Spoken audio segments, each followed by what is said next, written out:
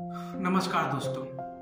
आज मैं ऐसे महान शख्स की बात करने की कोशिश करूंगा जिनके जज्बे और डेडिकेशन हम जैसे युवा को सलाम करना चाहिए और उनके विचार हर युवा पीढ़ी को आगे बढ़ने के लिए प्रेरित करता है। Doctor APJ Abdul Kalam sir, इनका पूरा नाम अबुल फकीर जैनुलाब्दीन अब्दुल कलाम, जो कि इनका अपना नाम अब्दुल कलाम, इनके पिता का नाम जैनुलाब्दीन, इनके दादा का नाम फकीर और इनके परदादा का नाम अबुल।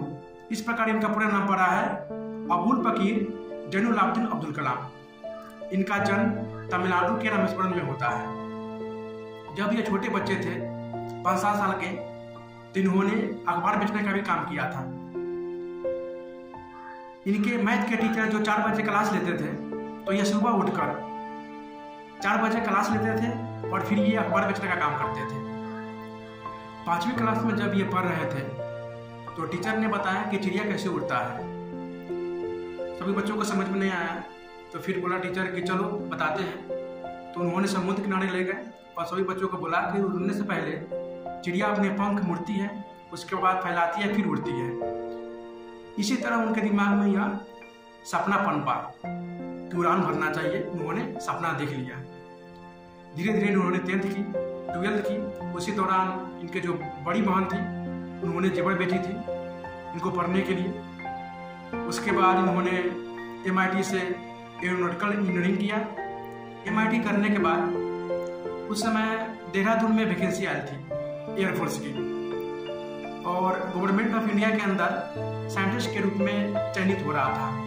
तो इन्होंने गवर्नमेंट ऑफ इंडिया साइंटिस्ट के रूप में जो चयनित हो रहा था, उन्होंने इंटरव्यू दिया। उसके बाद उन्होंने उत्तराखंड की राजधानी देहरादून चले गए। वहाँ पे कुल 25 अभ्यर्थी शामिल थे और उनमें से 8 अभ्यर्थी को ही सिलेक्ट करना था। तो इनकी रैंक आ गई 9वीं, जो कि ये 1 रैंक से रह गए। इस प्रकार वो घर वापस आते हैं और फिर कॉल लगाते हैं, तो इनको पता चलता है कि मेरा सिलेक्शन हो गया है साइंटिस्ट के तौर पे गवर्नमेंट ऑफ इंडिया के अंदर। फिर ये धीरे धीरे काम करते हैं और आगे बढ़ते हैं।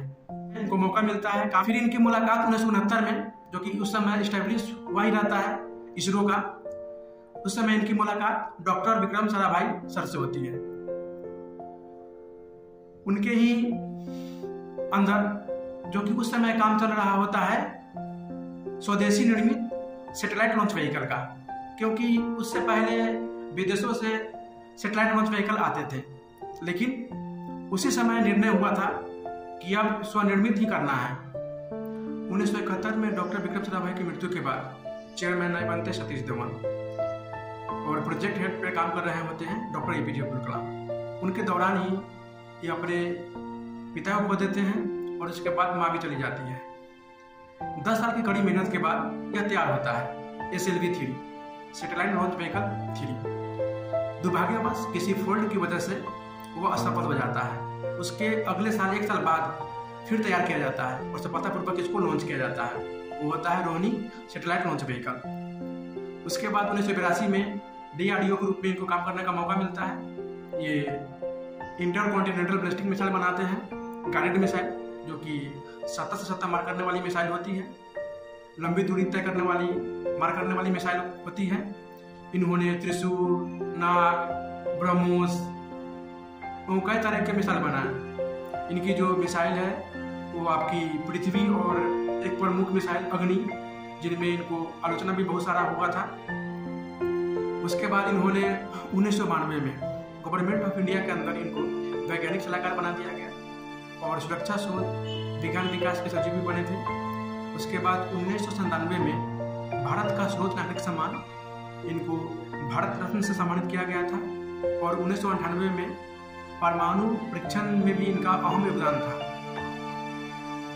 और यह राजस्थान के पोखरण में परीक्षण किया गया था। इस देश में 6 ऐसे राष्ट्रपति हैं जिनको भारत रत्न मिला है।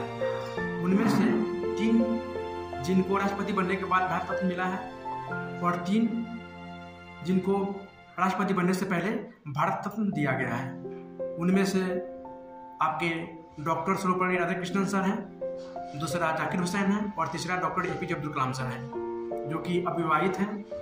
वैज्ञानिक, पहले वैज्ञानिक हैं, प्रोफेसर हैं और साइंटिस्ट हैं। धन्यवाद।